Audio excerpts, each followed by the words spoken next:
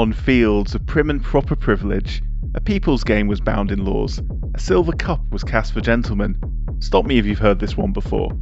Yes, the Calcutta Cup is a strange old thing, to frame how Northern rugby broke away, but it speaks of how those men in their suits fought to avoid the path that soccer laid, because that game had found itself a level field, a cup, prestige and growing fame. Now North knocked out South and poor beat rich, those rugby men refused to face that same shame. So when working men from northern towns called for change to cover their broken time, they got voted down and some even banned, the scourge of professionalism deemed their crime.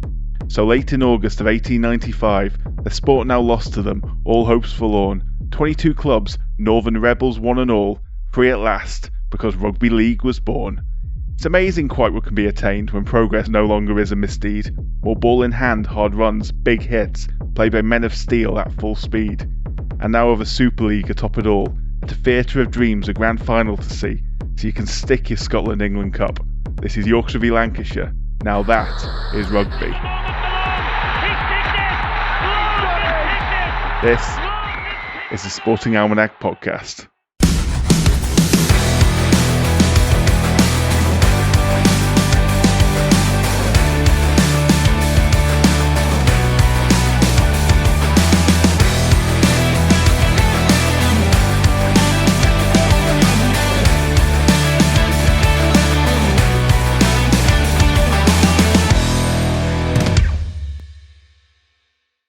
Holiday preparations all set? I mean, I've got a lot to do today, I'm not going to lie. That's why we're recording this nice and bright and early on Sunday morning. Very early, but post semi-finals of the Rugby League. Yeah, for one rare occasion where we can actually tell you who's in the grand final. We know who it is. Yeah, we know who it is, and we are talking Rugby League from start to finish. Yeah, as in from the start of Rugby League to the modern age, yeah. Exactly. But before we do that, is there a tougher sport than rugby league? Yeah. I think it depends. There are probably roles within certain sports which are tougher, but rugby league, 13 players are all doing the same job. Yeah. They're all taking hits. Yeah, there's small variations, blah, blah, blah, blah. Everyone gets hit. Everyone has to hit hard. It's repetitive. It's non-stop. Whether you're defending or attacking, you're taking hits constantly. That's it. So no, I mean, there's very few, if there are. I mean, there probably are. I mean, like, you're talking ultra marathons and stuff like that. But let's take that to one side. It's different, I think. What I mean by tough is not necessarily hard or difficult, because obviously every sport can make the case that it's difficult. I think you need to be a very tough individual all round to play this sport. You've got to have stamina because, like you said, it's ultra fast. It's so hard. And you've got to be an absolute unit. Well, unless you're someone like Rob Burrow. Oh, what guy. But you need, generally speaking, you need to be very big, very strong, very quick, but also have an absolute engine on you, because it is contact after contact after contact with like no breaks. I think if you're looking at a sport where you make that much, physical hits, that many big hits within the space of 80 minutes in this case, without any pads on, of course. Yeah. And you're running into blokes who are at least as big as you are a lot of the time. I don't know. And they come off I can't think of a sport. They come off major run-ups in this. Like run it straight, like fad that's going on at the moment and stuff. Yeah. That is just rugby league. Like if you're interested in run it straight, just watch rugby league. Well, defence has to be 10 yards back, so you always have and then you just, that much of a run-up at least. And then your big guys are coming off 10 yards sometimes, so it's like it's like a 20-yard collision area. Yeah, as much as we're pointing this out, and I know you said it's relentless, it is so relentless. There's no breaks in play. Yeah. Like rugby union, the reason I used to like playing rugby union is you do end up with these natural breaks in play. There's line-outs, the scrums. You get these breaks in play, so a big man like me, not blessed with a huge amount of aerobic fitness, would appreciate those sort of breaks. Rugby league, I've trained a bit in rugby league. I've done real smidgens of rugby league because I could not do it. Maybe when I was playing union, maybe when I was as fit as I possibly could do, I might have been able to play 20 minutes at a time. But it is so hard. Yeah, it's so relentless. It's barbaric, and the rules on like tackling are much looser than they are in union. And so some of the shots are absolute filth. They're often pretty high and without without a discernible arm. Yeah. Just shoulders, basically, like, like a shot to like the high chest is not uncommon, and like they often forearm each other. Yeah, there's like culture that comes across in different sports, like and different areas of the country, different teams, whatever sport you're playing. Some people in football, for example, appreciate a nice passing move. Some people appreciate a nice hard tackle. In rugby league, no matter what level you're watching, no matter what part of the country you're in, or Australia or New Zealand or England or France or wherever, everyone loves a big hit. You'll get a standing ovation if you put someone on their arse, and it's a good thing. But yeah, it's a miracle that some of these guys have 12, 15-year careers on the back of that. They must be beaten and broken by the end of it. Yeah, incredible. For sure. I mean, like, you just Google like some of the best rugby league players, like Sam Burgess, for example. Yeah. And then just like look at the catalogue of injuries he's had. There's a reason that the Rugby League Player of the Season, or the Super League, I should say, Player of the Season award is called the Man of Steel. So it's that for a reason. Yeah, because you just take relentless hits. Yeah, I thought that was worth framing from the outset, because I really do think that rugby league is a very tough sport I think so, by any measure. Yeah, and you mentioned it already, like it is played internationally, although we are focusing on England's end of season finale. It's most famously played in Australia, really. Yes, and they are the best at it. They are comfortably the best at it. In fact, as I previously mentioned, the highest level of the sport of rugby league that you will see is the State of Origin match. It's not England versus Australia. It's not Australia versus New Zealand. It is Australia versus Australia in Queensland versus New South Wales in the State of Origin match. That is the highest level of rugby league you will see, and it is beautiful. We'll preview it next year, because I really do like State of Origin. But yeah, and then Google some highlights there if you want to see the hits we're talking about, particularly. That's the thing. I don't think there's ever been. That's another good question to pose from the outset. Actually, is there a bigger gulf between the number one country in the world and the new number two country in the world in any other sport in the way that exists in rugby league? In terms of sports that actually play internationally, because obviously you could say American football, sure, probably, yeah, yes, but yeah, in terms of it, like not in baseball, America don't even win the World Cup and various other international competitions in that. Often there's not in. I'm trying to think, it would be America really, but no, I don't think there is. Like, Australia are just superbly good at it, and I think only New Zealand have ever come close to challenging them. Yeah, did win a World Cup once. Yeah, but, that's it. Yeah, like it's a complete monopoly. Because that's what you were saying. America is a good example, but like rugby league is played. It's played by England, it's played by France, New Zealand, all the Pacific Islands, Tonga, Fiji, Samoa. It's played in France. I think it's the national sport of Papua New Guinea. It is, yeah, genuinely. And they're pretty good. Quite good at it. They're pretty good at it, exactly, yeah. Cook Islands as well, I think, is the national sport, and I think they go to World Cups too. So, like, yeah, I just thought, again, like, just as a pre-point to the substantive, I thought it was just interesting to frame that, because Samoa got to the last World Cup final, actually lost against Australia, obviously. They beat us in the semis, didn't they? Beat us in the semis, yeah. So yeah, I mean, that's the thing. I mean, looking closer to home though, this sort of probably feeds us in a little bit to the history and things, which you are our resident expert on, generally speaking. I like this history. It's a good history this week. But it is a popular sport in the UK, but it hasn't principally England. It's ranked as the 8th most popular spectator sport, but the 27th most popular participation sport in the country, according to Sport England, at least. Yeah, I can see that. Yeah, and its traditional popularity is sort of the M62 corridor, really.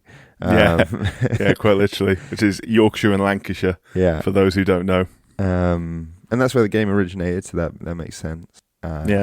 Yeah, and like it has increased in popularity everywhere, like in other places. Like again, like mainly France, where you've got Toulouse Olympique, who are in the championship, but Catalan Dragons are the only Super League team outside of England. So it's not, and there's only 12 teams in the Super League, so it's not super popular.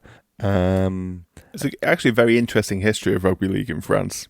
It's probably for another day, but it involves the Nazis, which obviously makes it very interesting. More interesting, yeah. Yeah. They weren't a fan. Well, weird that they tend not to have been a fan of many things because it's a working class sport. Yeah. And those in charge in France wanted this eliteness and the amateurism that goes along with that, pushing rugby union and football and other sports ahead of rugby league. Yeah. Anyway, it's interesting, but we won't go into that today.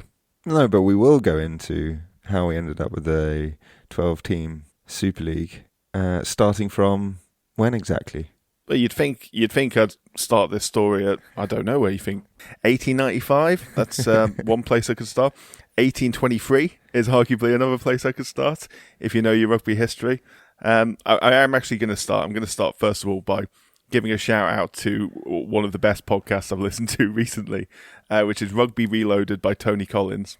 They're like really short episodes, they're like 10 minutes long, which is a crazy theory. I don't know who the hell would ever listen to a 10-minute episode or something instead of a 2-hour-long episode, as the last one was. Baseball.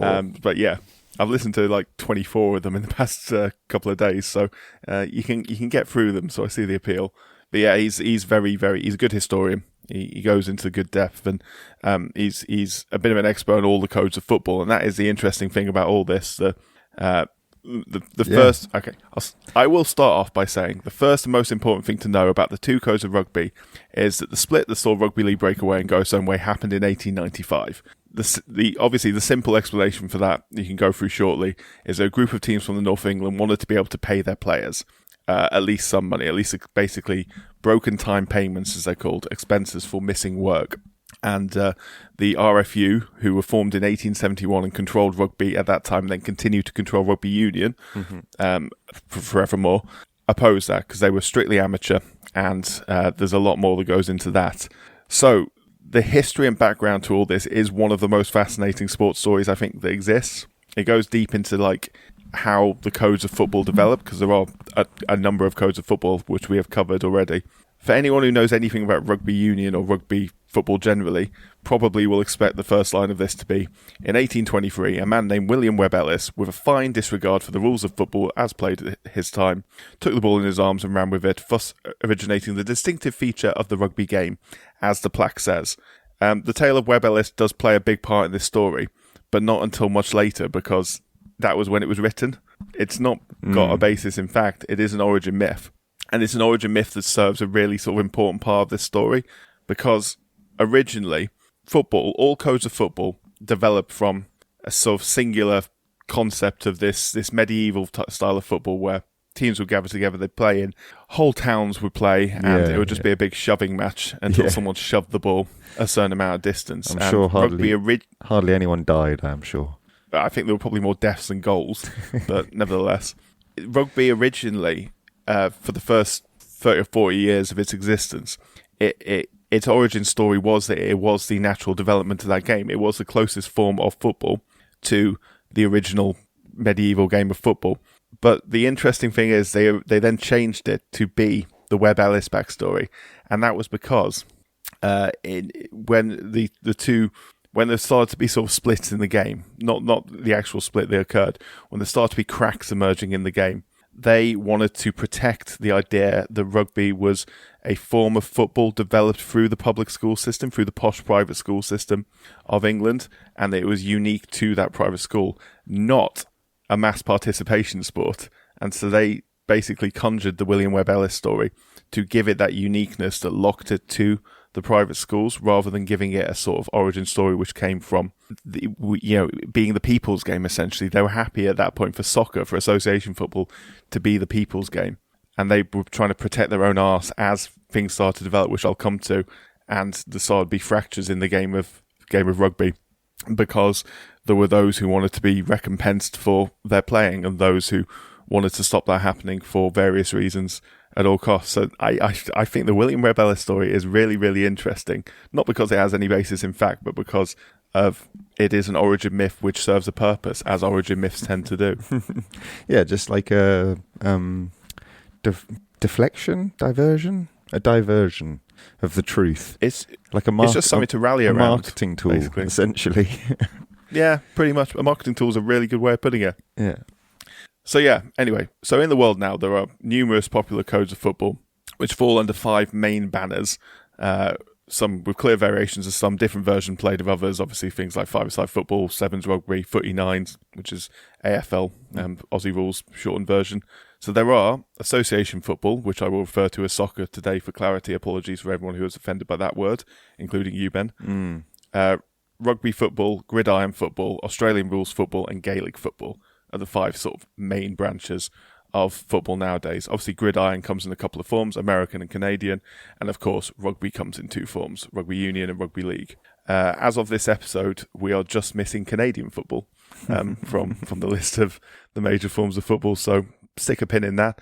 Maybe once their new season comes along, we'll go into that. We'll find a way. We'll find a way. I presume they're playing now, actually. I presume it's a winter sport. I don't actually know that much about Canadian football, but it'd be interesting to learn about it. So there's obviously international rules football as well, which is like a hybrid version of Aussie and Gaelic rules, but those are the general types of football. So they all have a single common ancestor, as I said. They became more formal, with rules established around the turn of the 19th century in the English public schools, which, as I will point out every single time, are the posh private schools. We call them public schools. Please remember that, because I keep repeating myself.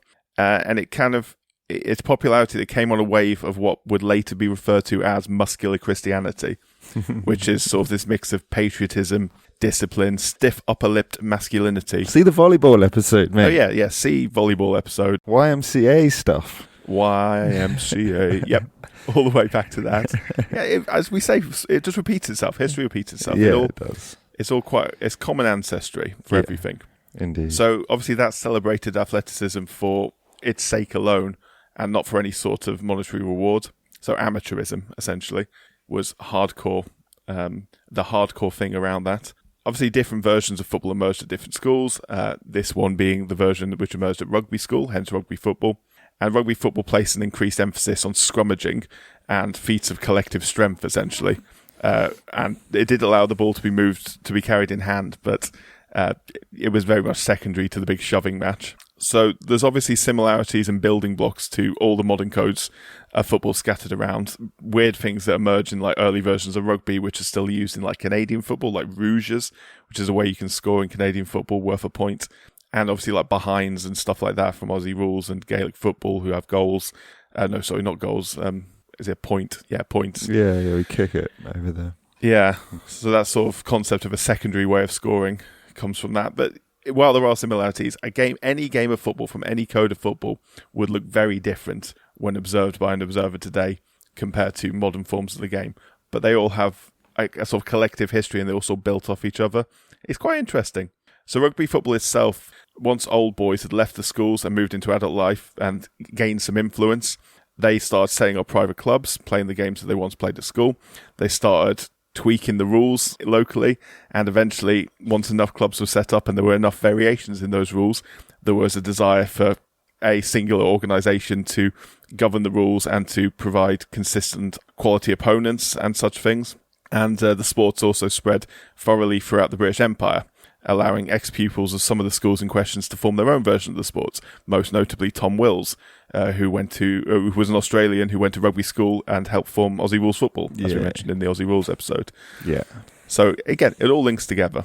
The first rules of rugby football were written down in 1845, which makes it, as I mentioned in the Aussie Rules episode, arguably even older than Aussie Rules Football, although the RFU wasn't founded until 1871 and they were the holder of the rules, so you could argue that because the Victorian football rules were established first, you could argue that's older. It's debatable. It doesn't really matter. It's all old, and they all, as I say, have common ancestry and form off each other as well. So this doesn't really matter ultimately. But the best way to sort of frame what was the roller coaster ride that became rugby football over at the end of the 19th century was to describe what the game was like in 1870, which is just before the RFU was founded.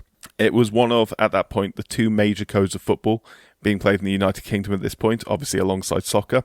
The Football Association, which governs soccer, of course, had been formed in 1863, but they hadn't quite, in 1870, yet formed the FA Cup, which would be a very significant part of this story, which is kind of weird when we're talking about rugby, but there you are. The FA, yeah, it all links together. The FA being formed basically formalised the first true football schism, which is obviously between football and rugby. Obviously rules, or Victorian rules probably more accurately at this point, was also well established, but that was on the other side of the world, so we'll ignore that for now. But do listen to episode 25 because it goes into good detail on that. So rugby in 1870 was arguably the most popular of the two codes of football in England. Many clubs in what would later be soccer heartlands like the North East and Lancashire were being formed and were playing rugby regularly. Indeed, such clubs which were foundational to the sport of association football, such as Preston North End and Burnley, originally started off as rugby clubs and later became football clubs in around 1880, which I think is quite interesting. Rugby was itself also a very different game in 1870 to what is played now. It was 20 players a side generally, although it did vary a little bit, and most of them were forwards. So the game placed a huge focus on the scrum, and whenever a player was tackled, the game would stop, he'd place the ball on the floor, and a scrum would be formed. And you'd end up with about 14 players in each scrum. That must have been a slow slow game. Well, my next note on this is, it wasn't a very good spectator sport, but they didn't care. That wasn't important. No, playing for fun, I guess, at that time. Spectators weren't hugely considered at this point. Recreational stuff. But it's interesting, the idea that when you're tackled, you place the ball on the floor. Think about the amount of codes of football that have that as a core part of their concept now. American football, Canadian football, rugby league has that as a core part of it. The fact that when you're tackled, the ball goes on the floor and you restart in some manner afterwards. As I say, they all have these common ancestry, essentially. Yeah. So I think the first game of rugby was played in Canada in about 1876, and it was off the basis of that Canadian football sort of developed, and American football sort of developed as well from people who took the game of rugby over. So rugby is actually probably more the common ancestor for these sports than anything. Football, or soccer, I should say, tended to, well, because it was a bit earlier, went its own way and then sort of stuck with it. Gaelic football has obviously influence from soccer, but not many of the other forms of football do. So the first ever international football match of any code was a rugby football match played in 1871 between Scotland and England in Edinburgh, which Scotland won 1-0, because at this point a try basically allowed you a kick at goal. And I think Scotland scored a couple of tries, England scored one, but Scotland were the only one to score their goal, so it was 1-0, the final score. This was a good 18 months before the first Scotland versus England soccer match, but both were played in front of a similar sized crowds, about 4,000 people. So just to give you an idea, they were similarly popular sports, but there was more rugby clubs than there was association football clubs at this point. So the story of how, over the next couple of decades from this point, rugby lost out to football in terms of popularity is very foundational to why rugby league had to split away in 1895. And I think it's quite interesting as well. So if you'd indulge me, I will tell you that now. When have I never? Well, we wouldn't be here if you weren't prepared to indulge me. It starts with a tale of two cups. The first one being the FA Cup, and the second one being a trophy which will be very, very familiar to rugby union fans in this world. So in 1871, Charles W. Alcock, who was the secretary of the FA, proposed the introduction of a nationwide Challenge Cup competition in soccer, which obviously was the FA Cup.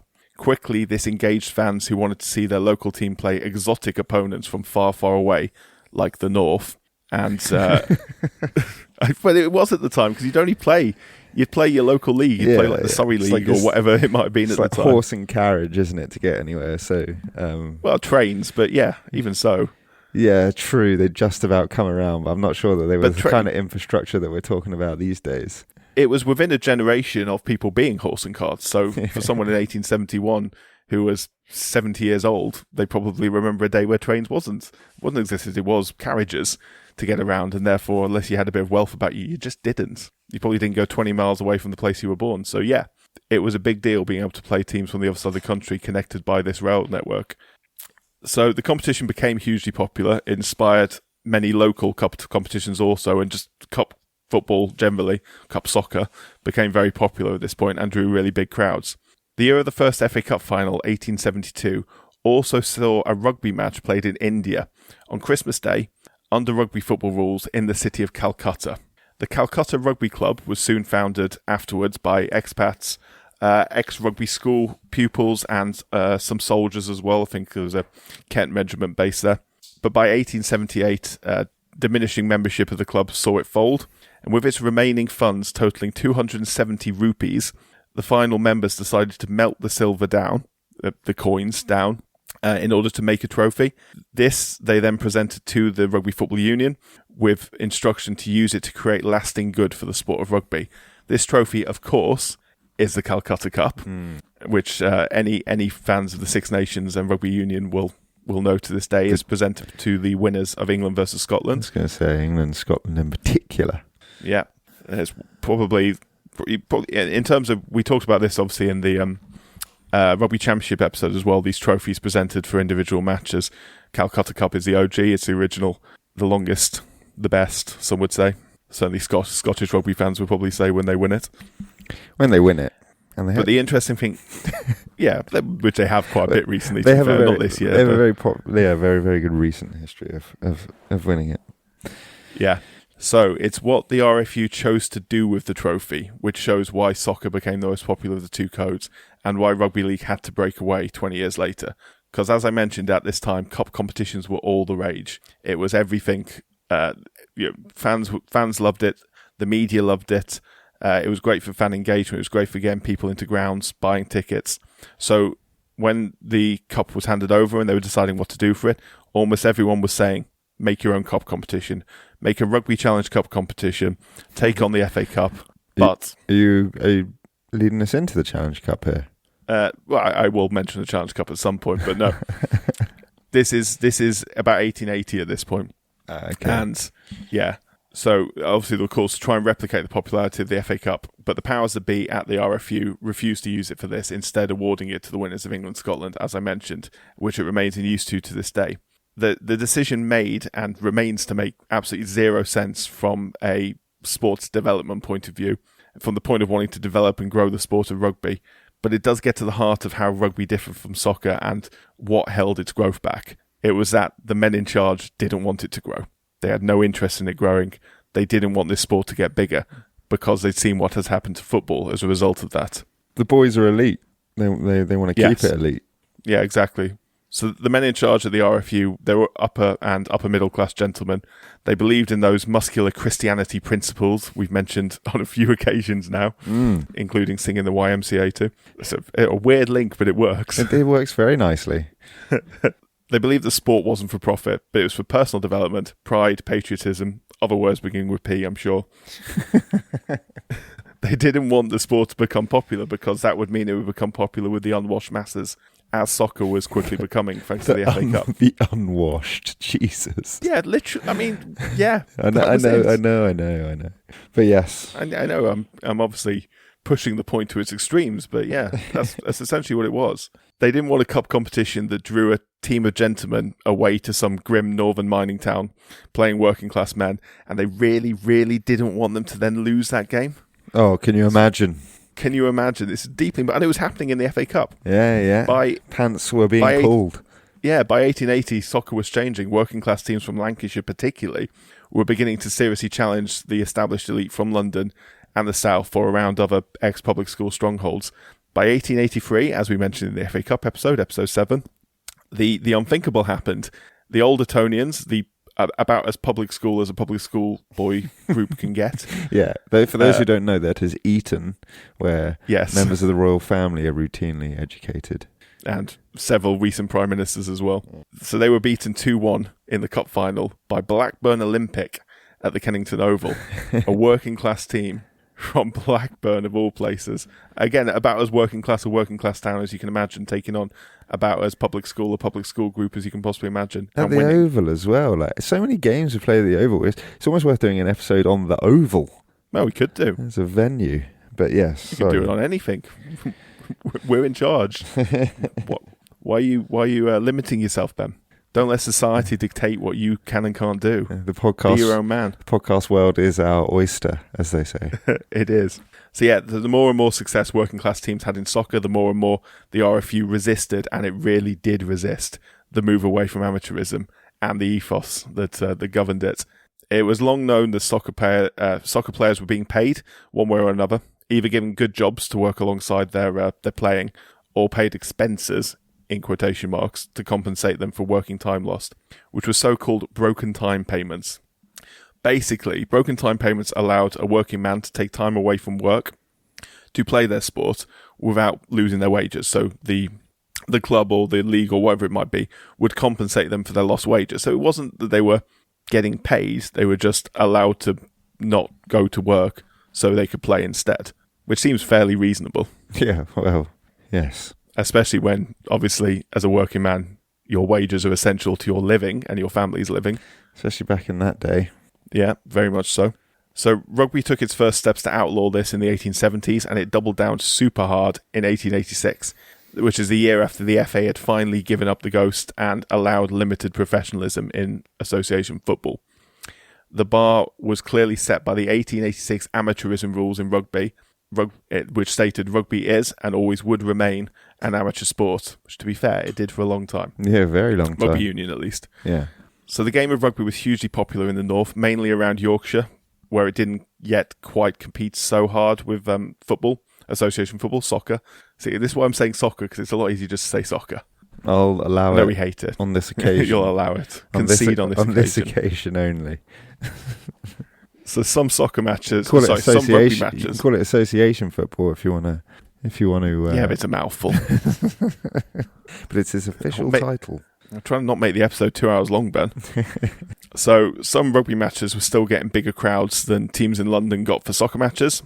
As a result, rugby sort of veiled professionalism started to creep into rugby with so-called boot money, where players would find pound notes in their boots left by some anonymous benefactor after a hefty crowd had been drawn, as in the owner of the stadium. This encouraged better players to play, more time to be spent devoted to the sport of rugby, and therefore, as we've said in other sports, bigger crowds, better players mean bigger crowds mean more payment means players get paid more, albeit under the table in this case. So clubs in the north also took a more forward-thinking approach to forming leagues and guaranteeing good fixture lists, and prioritising sort of sport and competitiveness of sport over the social side of sport, and the socialisation and the class of opponent you were playing against, which was more of a priority in the south at this point, who were happy just to arrange friendlies against that nice bunch of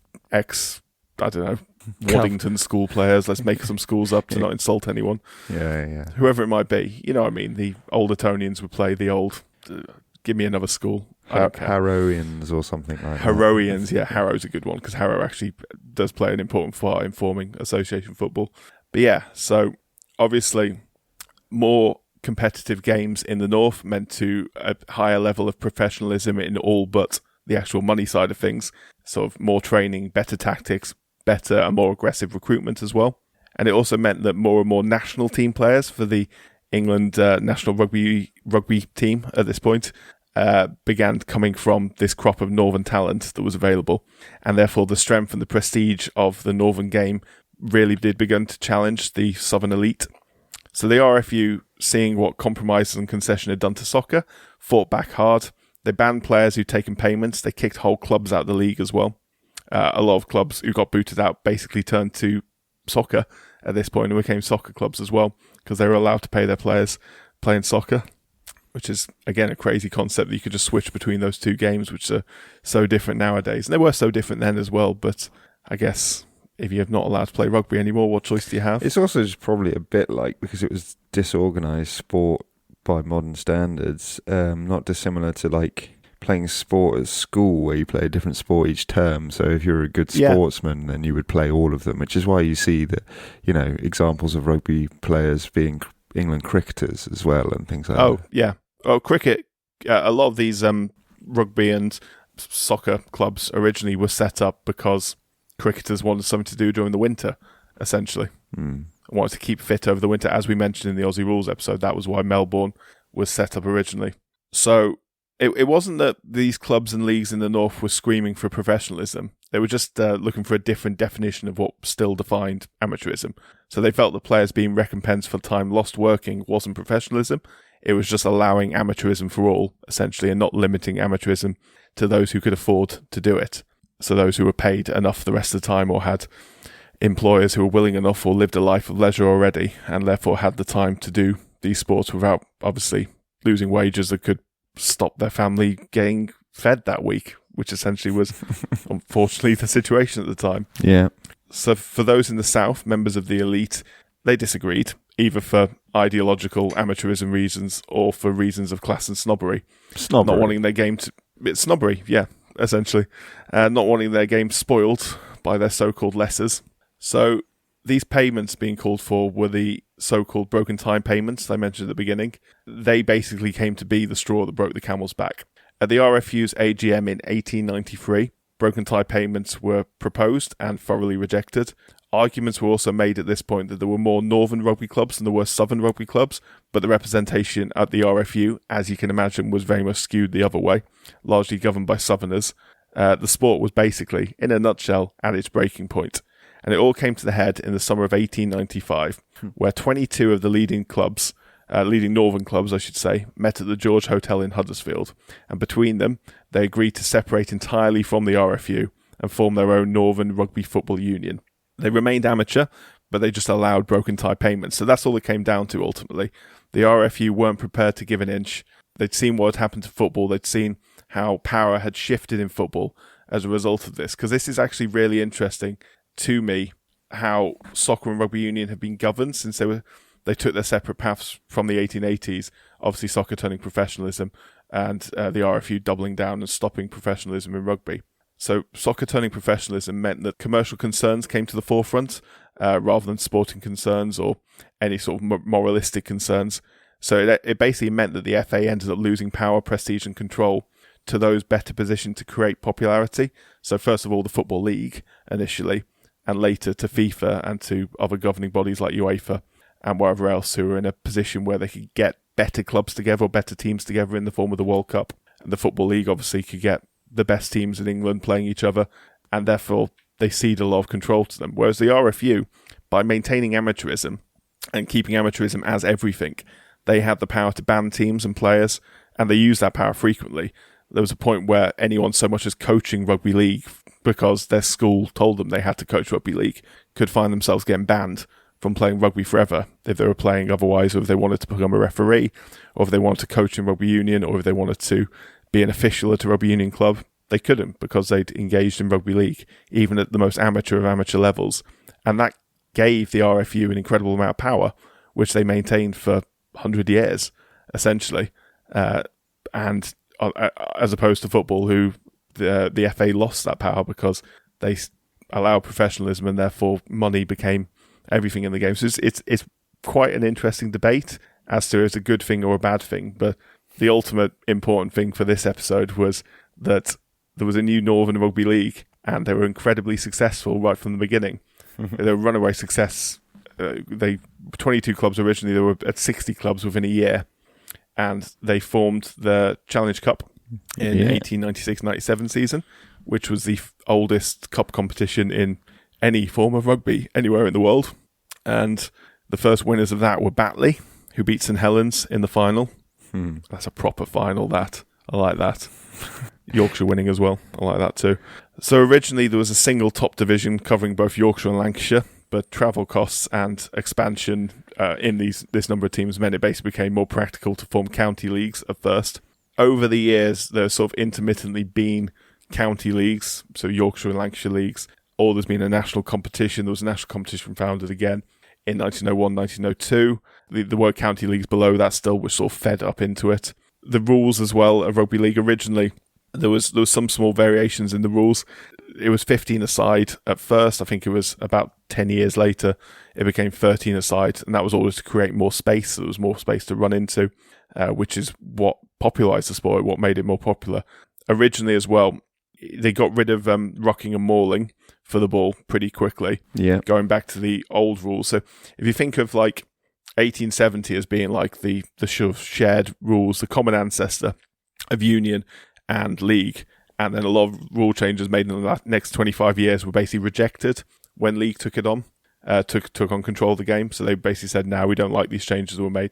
Let's go back to the old version." So when you were tackled, you placed the ball on the floor, and a scrum was formed originally.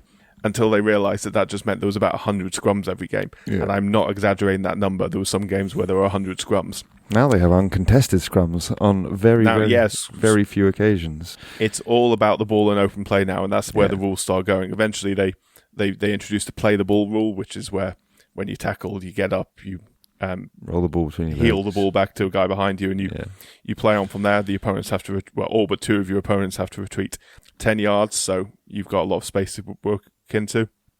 The 6 tackle rule, as it is now, wasn't introduced until the 1970s. It was a 4 tackle rule originally, and that was basically not having a tackle limit allowed teams to monopolise possession, especially sort of towards the end of games when they were trying to hold out for a win. They just pick the ball up, take the next tackle, go down easily, pick the ball up, take the next tackle, go down easily. And this led to, obviously, what could be interesting finishes to games getting quite boring. So they took their lead from American football in that, which obviously had the down system, introduced originally a 4 tackle rule, realised that didn't give the game enough sort of time to develop, so you couldn't develop through attacking phases as easily. So they went to 6 tackle rule, which has remained to today. And so, there's my quick introduction of the rules, is you have 6 tackles to make something happen, and if by the 5th tackle you haven't, you tend to kick it, be it a tactical kick to try and score a try and kick into the end zone and touch it down, or kick for territory, if not to stick your opponent as deep as possible, as you would in American football with a punt. Yeah. So, Well, the possession aspect of it is no different to union in that regard. Like, you kick to make your opponent play from further away from your try line, and that's exactly why you do it in rugby league if you're not in an offensive position of the field. Indeed. Yeah. So there you are. There's the history of rugby league. Yeah, well, it's Nice, tight, 40-minute history. it is interesting though, like, for all the reasons that you said. Like, there's the way it didn't just emerge from one format. There was there was a code off almost between various forms of football. And a few have prevailed, and this being one of them. Yeah, geography helped, obviously. Yeah, of course. Like almost every form of football, other than association football, basically has emerged somewhat geographically. Yeah, Gaelic football, although American football, although it has then spread to the world. Yeah, there's good stories as well about how it spread to Australia, basically touring Australian teams that came over to play rugby union, making a lot of money from this tours, realised that they weren't getting any of the money from the tours, and found out that there's another form of rugby being played in England where you could get and keep the money, and all of a sudden there was a big desire to maybe try that version of the game out. And obviously the rest is history in Australian terms, because they became rather good at rugby league. I saw a really funny thing the other day where I think the Australian schoolboys walloped the Kiwi, the All Blacks, or New Zealand schoolboys at rugby union, and there was a New Zealand commentator, an analyst, whatever you want to call it, on the internet, basically saying, "I'm not worried about this. All this means is that Australia's ARL team is nailed on for years to come." And he was like, because everyone's just going to end up playing ARL. Which made me laugh. Where the money is. Yeah, because it's and it's still that divide. The divide is even more palpable, arguably, in Australia than it is over here in terms of union struggling versus league. Where it's the opposite way around over here. To a certain extent, I mean, union's still struggling a bit. Well, to be fair, it's on a bit of a comeback, I would say. The domestic union game. It nearly fell apart in recent years with 3 clubs going bust, but they seem. I'd say there's obviously we'll get into talking about the Super League soon. I think the Super League is comparable, popularity-wise. Club rugby is comparable between the two. It's just international rugby. Yes, international rugby union is way more popular. Yeah, the International Rugby League in this country, the Six Nations particularly. Yes, happening every year. Such an intense competition. Intense rivalries between 4 nations that occupy the same pair of islands, plus France, plus Italy. Yeah, obviously helps. Definitely helps. I agree with that completely. I mean, the international game is enormous in the union over here. Couple of other things on the rules. Go for it. Just in case. 4 points for a try, not 5. Yeah. 1 point for a drop goal, not 3. Yeah. 2 points for a penalty, not 3. Yeah. Conversions are the same. 2 points. They are 2 points. And this is all developed over time. It was 3 points for a try originally. Yeah. Obviously, as I said, if you go way back, it was just 1 a point for the kick. Yeah. Get to the end to get the opportunity to kick, yeah. Yeah, or you could kick a drop goal and that'd be worth 1 point. You could kick a goal from the field, essentially, or presumably a penalty. But, yeah. Yeah, I mean, it's just important drawing out those distinctions because if anybody does decide to tune into the grand finals, never watched rugby league before, you will see that the scoring system is different, and that might be confusing if you're familiar with Union. No line outs starts with an uncontested scrum. Yeah, if the ball goes off they don't. The pitch. One of the first things they got rid of were line outs because I quite like line outs of rugby union now, but lifting at line-outs has only been a thing for the past, since the 90s, I think. Yeah, it used to just be throw and jump, didn't it? Yeah, I think the 91 World Cup. So they were ugly things, basically a mad scramble, and a lot of them would just end up being a scrum anyway, if one team or the other were to knock the ball on. So the thinking back in the day was just get rid of them. And again, quite like it. Like rugby league tries to minimise scrummaging as much as possible. Seems more and more rule changes are just getting rid of scrums, which is a good thing. You just want the ball in play. Yeah, the whole thing. I get that. All of the rules in rugby league are designed to make it a more entertaining game and therefore appealing to spectators. And that is obvious from the history that you set out. That was its purpose, really, to bring in paying customers so that people could be success, paid. yeah. Yeah, so... They wanted the game to be as interesting as possible, not as pure as possible. And in the modern age of rugby union, a lot of the rules changes they're making, they're taking directly from rugby league, such as the 40-20 kick in rugby league becoming the... What is it, 40-22 or whatever it is? 50-22. 50-22, yeah. That's where you kick the ball from inside your own playing half. It bounces in the opposition's... a certain area of the opposition's half, and if it goes close to their goal, if it goes off the pitch, then you get the ball back, where ordinarily if you kick the ball off the pitch you lose possession. So that encourages your wingers, as in defensive wingers, have to sit deeper so you don't get caught out by that, which creates more space to attack into. So it's not just an advantageous thing, a single move you can use, it's also opens the game up as well. It's a good rule. It is a good rule, and it makes sense because the pitch is the same size for all intents and purposes, and you've got to go the entire distance, which is somewhere between 80 and probably about 80 meters. And if you divide that up by 6 tackles, you got to go like 12 meters of tackle. So you need to create the space, otherwise the ball would be constantly changing hands in the middle of the pitch. Yeah, it creates overloads essentially, because you have 13 players in possession of the ball versus theoretically maybe 11 players defending, because some of them have to sit deep. Yeah, in case you until you get obviously closer into your own half. So opens up space. It's good. Smart. It's a smart move, smart idea. So the Super League, where like the thing that we need to talk about in order to preview this weekend's events. I can tell you where it came from. I can do it quicker than you can. Go for it. Rupert Murdoch. There you go. Do you like that? As all the yin and yang to sporting history podcasts is I just give you a name and you give us 150 years of history. I prefer your approach because it comes from a more informed position than mine. There's a balance that needs to be found. But I think you've summed it up quite nicely, to be fair. Yes, well, he is Australian, isn't he? Rupert Murdoch, is that right? I think he is. I think he is, yeah. And he obviously is the owner of Sky. He owned the Premier League rights in the early 90s, as we've discussed on one of our football episodes. 19. Sky were going bust. They saw a niche for sports. They started buying up sports. One of the sports they already had was ARL, which was obviously very popular. They saw an opportunity to get into rugby league because in the 80s, well, not even the 80s, in the 70s, and actually not even the 70s, probably in the 60s was like the height of rugby league's like heyday, and then it started to deteriorate in popularity somewhat, although it did have a sort of a boom in popularity in the 80s when there was a couple of quite spectacular Challenge Cup finals. I think Wigan Warriors, Martin of Fire, that kind of stuff. And so they sort of had like a renaissance of sorts, but continued to dwindle domestically. And then Murdoch saw an opportunity to basically buy it, create a Super League, and actual Super League this time, like its name is the Super League. But the point being that it was to create an elite league that was aspirational for all of the clubs, that was funded by TV revenue rather than fan attendance at grounds. It didn't help in rugby league in the 80s and early 90s that there was only one team winning everything as well. Yeah. Just Wigan winning everything.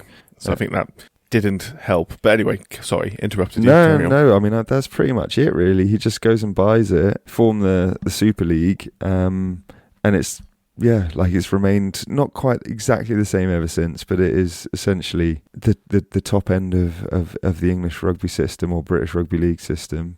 12 teams now, 11 from Northern England, as we've already discussed in great detail, and one from France. Replace the first division, switch from winter to summer. That's probably one of the big things. Yeah, a huge difference. It's not competing directly with Club Rugby Union as well. That's now it's a summer sports. That's the point. Yeah, and then that's why its grand final is in October, because the entire domestic season is played over the summer. Began in '96. It's also an interesting point to point out. We said it was relentless. We said it was non-stop. You don't get any breaks.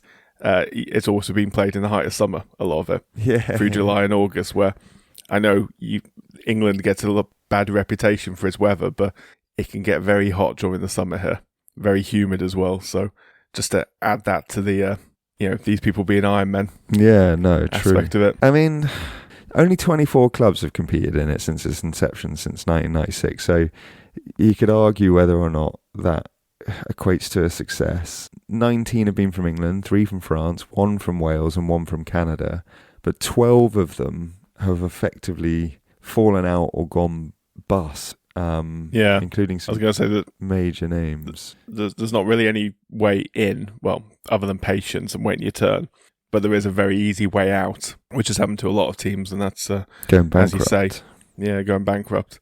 Yeah, the famously is sort of Bradford Bulls, London Broncos, and one of the founding teams from France, PSG, Paris Saint-Germain. I don't think many people would know that Paris Saint-Germain had a rugby league team, but there you are. I'd forgotten they had. Paris Saint-Germain are a bit like what we were saying about Fenerbahce. They're like an institution that has a series of teams, but are most famed for their football team. Basketball is another area, I think, that both of those clubs excel in. Yeah, there used to be relegation. You know a bit more about this than I do, but there used to be relegation where it would be they called it the £1 million game, because that's how much it would effectively earn your club if you stayed in the Super League or got promoted to it. And it was a playoff between, was it the winners of the Championship and the losers, the bottom team in the Super League? Yes, effectively. So it was one up, one down system. Yeah, set up in that way, so one team would have a chance to save themselves, the other to find glory briefly while it lasted. That's been scrapped now, and basically to get into the Super League, this is so unsporting. Like, after all the the long history and discussion about how this was sort of about making it more accessible and like allowing people to make a career and a living out of it. Now all of a sudden it's like extremely bureaucratic to get into the Super League, which is quite ironic, really. It's an application process for all intents and purposes, isn't it? Yeah, it's like a grading process essentially. So you have to meet certain criteria, and should you meet the criteria and someone else be deemed not worthy, it's basically similar to the old re-election process, except a bit more formalised, that used to happen in the football league back in the day, where the team who'd finished bottom of the football league would apply for re-election and the league would go, no. And then teams near the top of the non-league system would be apply for election and they'd go, you're the best place team. And basically what it comes to. Yeah. Basically they're graded A, B or C. Clubs graded A are eligible for the Super League and will be immune from relegation from the Super League. Clubs being graded B could potentially be relegated, but could also be promoted. Clubs graded C would be the rest of the clubs sort of lower down the system in the Championship and League One. The aim being to have 12 teams in the Super League all graded A, but obviously the practicality of that means it hasn't quite happened. But no, there are some successes to that, like you were saying about Wakefield earlier, Hull KR, who we'll come to shortly. They're clubs that were not necessarily traditionally thriving in the original Super League, but who have, or were, and then had difficulties and then came back. So it's not a completely rubbish system because it sort of incentivizes sustainability. Yeah, and I mean, what happened last season was Wakefield got relegated, had a season in the Championship, have made a lot of improvements recently as a club with some investment coming in, got themselves a top rating and got themselves back up, having won the Championship anyway. This season, I think there's going to be 3 teams going up this season because I think they're expanding. Or is that going to be for next season? I think it's this season. And Salford Red Devils are just going down. Their relegation's already been confirmed. So yeah, see how things work out. But it's very interesting though, because you don't know when your time is up necessarily. I mean, I'm sure the writing becomes on the wall. It becomes apparent that you're coming up short on the criteria, but it's not a sporting relegation or promotion. That's the thing I find slightly peculiar about it. Yeah, it has been in the past, but it leads to sort of unsustainability in a sense that if a team is on the brink but is otherwise doing okay, just financially is a bit tight and they end up getting relegated, it can be the last straw which pushes them over the edge, which obviously they want to avoid. But yeah, equally, this system then encourages a level of long-term sustainability by a grading system, which I guess is a good thing. But hopefully, the end goal of this is you end up with a lot of teams graded A or B who could sustainably be in the Super League, and therefore you can possibly go back to a promotion relegation thing with a bit more long-term sustainability as a result. Yeah. I assume it's the plan, but we'll see how it turns out. Well, yeah, exactly. We'll see how it plays out. It's early days. I mean, yeah, it's complicated. It's a bit peculiar, but there's obviously method to the madness because the Super League is still around. And its regular season runs from February to September. 27 games, 11 home, 11 away. And then the additional fixtures are basically made up by what they call loop fixtures, which are decided on the previous season's league standings. Now, I think, and correct me if I'm wrong here, Jack, because I'm not actually 100% sure about this, that means if you finish first, you would play additional games against 3rd, 5th, 7th, 9th, 11th. I'm sure I've read that somewhere before. I also have not looked into this. I think that's right. And then you have the Magic Weekend, which is included in the loop fixtures, where you would have, in that scenario, because they want all the games to be, Magic Weekend is like a big weekend which is showcasing the league and everyone plays on the same day at the same stadium. They want all those games to be, relatively speaking, competitive. So you'd have first versus third, second versus fourth, so on and so on. So they used to be, at the Magic Weekend, certainly when I went a couple of times, rivalry games they put together there. Yes, that's true. So you'd have Wakefield versus Castleford and Hull versus Hull KR and stuff like that. Yes. St Helens versus Wiggins, so big rivalry games. They may well still do that, actually. I don't know. But yeah, I guess so over 2 days, over a weekend. So Saturday, Sunday, they play 3 games on each. Or it used to be 4 and 3 when it was 14 teams in the league, as it's going to be again. And it's a bit of a road show. They've played at like St James's Park. They played at Cardiff Millennium Stadium, or Principality, whatever you want to call it. They've played it down in London. I don't think they do it at Old Trafford for reasons that we will come to. Yeah, I've seen it at Cardiff before. Yeah, same. It's a road show. It's a good day out. It's a good weekend. And it's just rugby league game after rugby league game after rugby league game. Once you've done that, when it's all said and done, and you have your league standings after these 27 fixtures, you have the playoffs. And the playoffs mirrors it'll be familiar to our Aussie rules friends. Very, very similar system. Top 6 go into... A bit simpler nowadays. Yeah, a little bit simpler just because there's less teams in it, I think. But top 6 enter the playoffs, leading to the Super League Grand Final, which determines the champion. And the playoffs work as such. Round 1 sees 3rd play 6th and 4th play 5th. This year, that was Lee Leopards. They beat Wakefield Trinity 26-10. Heartbreaking. And then St Helens played Leeds Rhinos, and St Helens won 16-14. Did you see this? It was incredible. I keep mentioning my friend Matthew. He's the most. He loves all sports, but he really, when he loves a sport, he really, really loves it. He's the one who got me into supporting the Jets, and massive St Helens fan. And I just got a series of very excitable text messages from him when that was happening. I didn't see it live, but I've watched it many times since. His incredible finish to the game, which you will explain. Well, I mean, I can do it pretty simply because it doesn't really need much of an elaboration because the rule explanation, the circumstances speak for themselves, really. So in rugby, like rugby union, the clock stops when the ball is not in play, and so when you get to 80 minutes, that is the end of the game. There is no injury time, there is no extra time or what have you. However, the one subtle difference between rugby union and rugby league is that rugby union plays until the end of the next phase, and that's normally an infraction. So like someone knocks the ball on, drops it, the ball gets kicked out of play, there's a penalty or something like that. Well, depending on who wins the penalty, that brings the game to an end, essentially. They would have to choose to kick it out from the penalty, but yes. Yeah, well no. Tap it and then kick it. It's complicated, but anyway. Yeah, if you're the attacking team, you're allowed to kick it out and keep the ball going in union, but if it's from a penalty, that is. But if you're the defensive team, you'd tap it and just boot the ball off the pitch, and that would be the end of the game.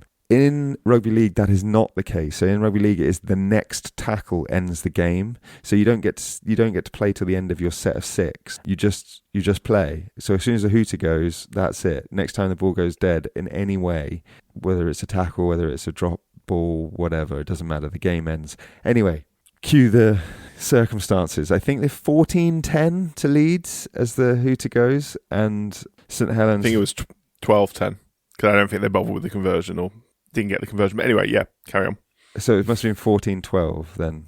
14-12. Yeah, 14-12 to Leeds. Hooter goes, and St Helens trying to keep the ball alive, and it's frantic, and a few people are sort of half scragged, and they keep the ball alive. They throw the ball. Anyway, it all culminates in a guy throwing the ball out the back, like in a sort of a reverse pass under his arm, about a trick pass, yeah, basically. about 15 metres to create a huge overlap for St Helens to score in the corner after stringing together 16 passes and evading every single tackle that came their way to score with the last play of the game. It was wild. For any NFL fans, very similar situation to the end of an NFL game where you have to keep the ball alive and you just keep lateraling it to each other. Yes. Basically, if you get tackled, the game's over.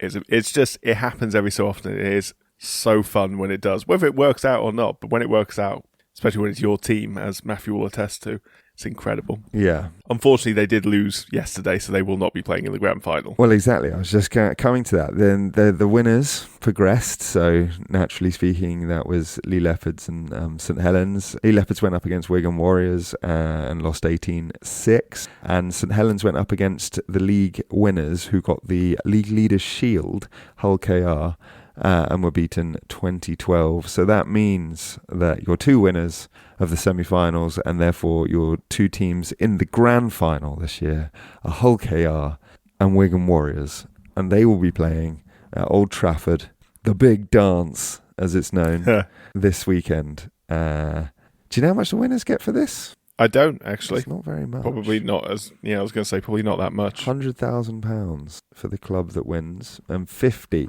for the club that comes second, which I think is shockingly low.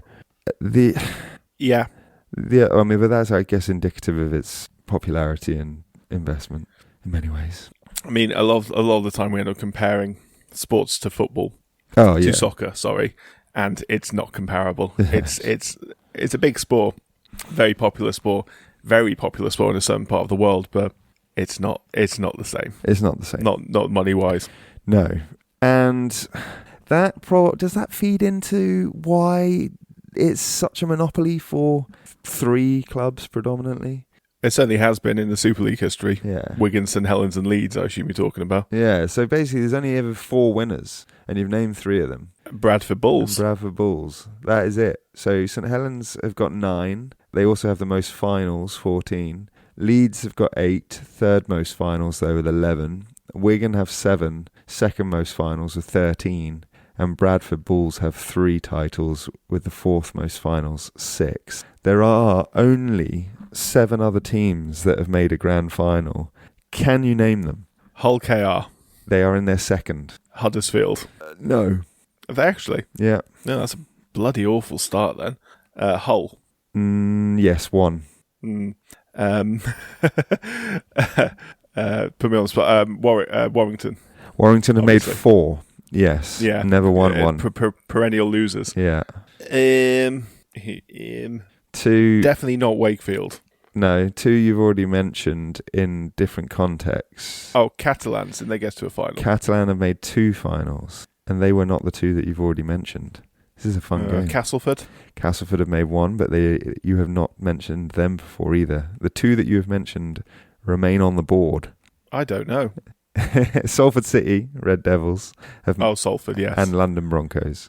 Of course, yeah. I forgot the Broncos did. So Warrington, Catalan, Castleford, Hull KR, Hull FC, London Broncos and Salford City Red Devils are the only other teams to have made the grand final. They obviously all lost, which shows the dominance of the 3 leading teams in this sport, really. It's crazy, really, when you think about it. Yeah. It just becomes a one-off game, obviously. But got a bit of the Bayern Munich's about it. Even if you're good, you'll end up at one of these 3 clubs. If Wakefield all of a sudden had a generation of talents, everyone would still eventually migrate towards the 3 big clubs. Yeah, I guess so. We end up with them having sort of periods of real domination as well. Obviously, the Leeds team, incredible Leeds team back in the day. St Helens contested 6 finals in a row between 2006 and 2011, but they only won once against Hull FC. Yes. And then they suffered consecutive defeats to Leeds in 2007, 2008, 2009, which is that Rob Burrow era that you're talking about. Wigan in 2010, and then Leeds again in 2011. Which were incidentally the first 6 years I knew Matthew, my friend. So I'm very aware of this. Yeah, brutal. That is brutal. What was I going to say? What I was going to say was that whilst there's been a lot of domination in the playoffs and the grand final, there has been a more eclectic mix of league winners, and that means that the league winner has only actually won the grand final 11 times, which is that is interesting. That's an interesting stat, isn't it? But the grand final winner has only come outside of the top 2 on 4 occasions. Do you know when they might have been? I mean, that's an unfair question. You're not going to know this, I don't think. No, I'm not going to know that. But was St Helens won once? No. They were beaten in 2011 by Leeds in one of the occasions. So Leeds beat St Helens. Neither were in the top 2, which had been Warrington and Wigan. That's the only time that neither of the top 2 have been in the final, actually, 2011. The other occasions were in 2005, Bradford beat Leeds, who had finished second, despite St Helens topping the league. 2012 was another example where Leeds beat Warrington, who finished second, with Wigan losing out, having finished top. Yeah. And then most recently is 2013, where Wigan got their own back, beating Warrington, but Huddersfield finished top. I think I was at that grand final. Oh, nice. Was it like 14-12, that one? Or was it a later one I was at? I haven't got the score in front of me.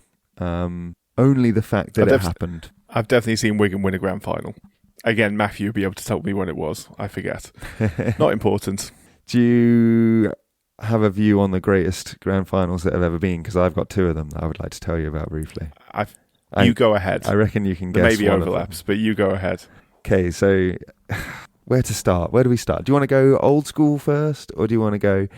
Yeah, go old school. Go chronological. You know I like it. Yeah, so 2002 is probably the best final, and also a very dramatic ending. So St Helens played Bradford Bulls. The Bulls were leading 8-0 early in the first half, but St Helens led 12-8 by the half. Early in the second half, the Bulls went ahead again 18-12, but St Helens tied the score at 18-18. So it's an absolute ding-dong, just trading leads, basically.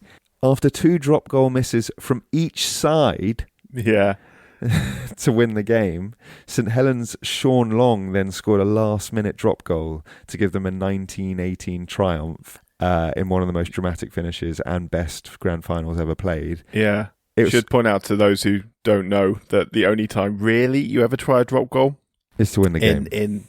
Is to win the game when the scores are tied. You could view a 6 points up to go 7 points up to put a game beyond reach, but because it's only worth 1 point, that's all it really becomes, a sort of tie-breaking point. It's not a good tactic in any situation to ever try a drop goal unless that is the situation. Yeah. Anyway, sorry. No. I was going to say the only other thing to add about that final is it was the smallest margin of victory in a grand final, which is, as you have said, 1 point, because a drop goal is only worth 1 point.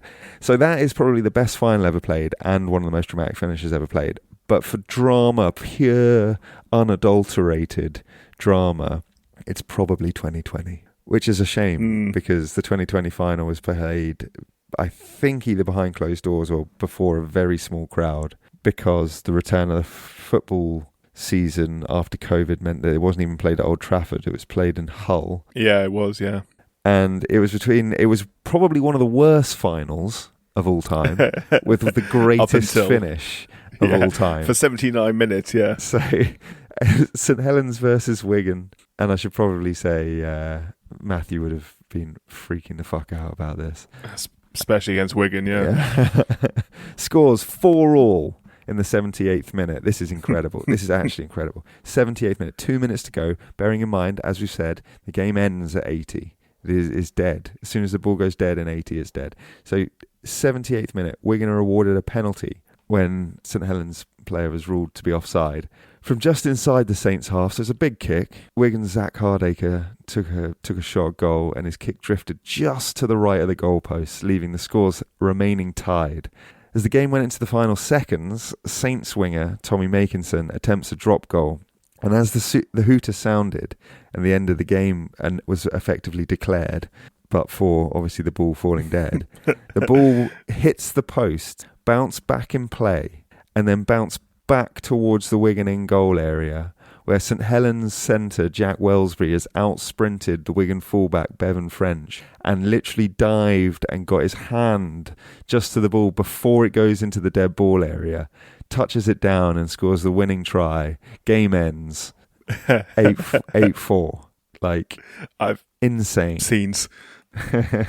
Sounds about right. Scenes is about right. It was pretty wild.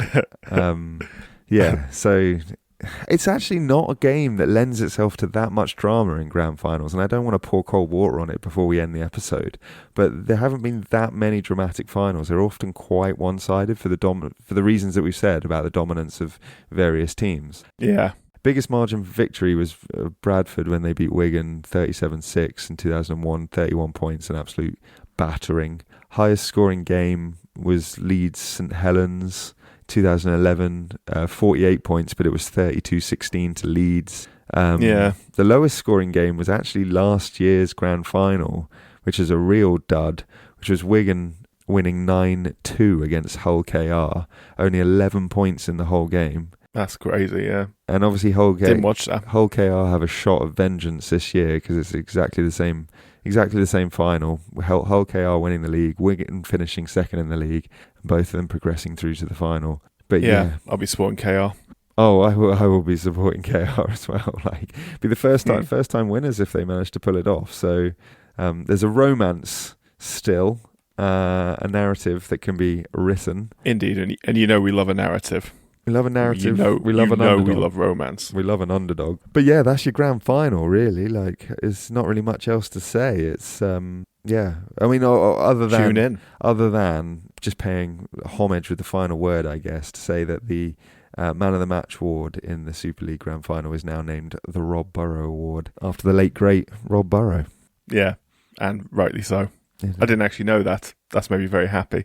Yeah, it's nice. I probably should have known that, but yeah. Yeah, so lovely. Where can you watch it? I think it's Sky Sports, obviously. Yeah, Sky. Yeah, Rupert Murdoch. It's not on. The Challenge Cup is on free to air, but the grand final is not.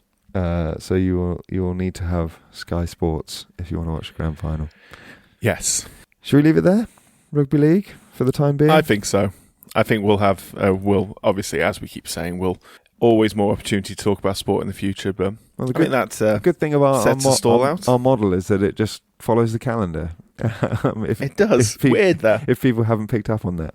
We're going to get to the stage now where, obviously, every time we do an episode for the first time, it tends to be, this is the history. So we're going to get on to episode 2 of something, and we can then delve into sort of more specific bits of the history, or just be a bit more contemporary about it. Yeah. Or just wax lyrical, exactly. Which, it's good.